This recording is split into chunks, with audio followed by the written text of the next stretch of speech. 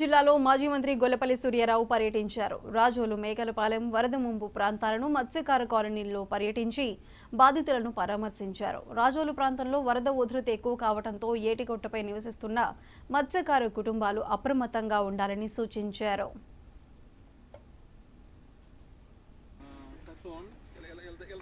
గోదావరి వినాయక చవితికి ముందుగానే గోదావరి ఎప్పుడైనా వరదలు రావడం కానీ లేకపోతే గోదావరి ఉధృతంగా ప్రవహించడం కానీ ఉండేది. కానీ వినాయక చవితి అయిన తర్వాత ఇప్పుడు నిన్న చూస్తే చాలా దూరంలో పాయలు వరద వస్తున్నట్టుగానే నిన్న అనిపించలేదు. తెల్లారేసరికి అప్పుడే ఒడ్డుకి చేరేసింది ఈ గోదావరి. ఇంకా ఉధృతంగా వస్తుందని ధవళేశ్వరం నుంచి మాకు వర్తమానాలు వస్తూ ఉన్నాయి. వీళ్ళందరూ కూడా చాలా పేద వర్గాలకు చెందినటువంటి మత్స్యకార కుటుంబాలకు చెందినటువంటి వాళ్ళు. దయచేసి స్థానికంగా ఉన్నటువంటి రెవెన్యూ అధికారులు కానీ లేకపోతే ఇతరత్ర అధికారులందరూ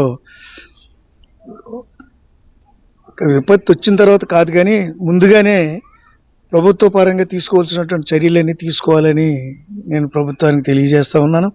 వీళ్ళందరూ కూడా రెక్కాడితేనే కానీ డొక్కాడినటువంటి బీద వర్గాలు.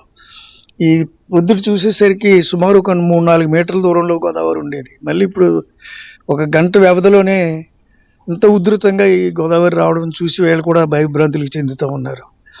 వెంటనే రెవెన్యూ అధికారులు, తహసీల్దార్ కానీ లేకపోతే ఇతరత్ర సంబంధించినటువంటి అధికారులు, ప్రభుత్వం వెంటనే స్పందించి వీళ్ళకి తగినటువంటి రీతిలో వీళ్ళని ఆదుకోవాల్సినటువంటి అవసరం ఉందని ముందుగానే ఒకవేళ ఏదైనా ప్రమాదం సూచించే రీతిలో ఈ వరద కానీ వస్తే దానికి ఏ రకమైనటువంటి నివారణ చర్యలు తీసుకోవాలనేది కూడా ప్రభుత్వం ఆలోచించాలని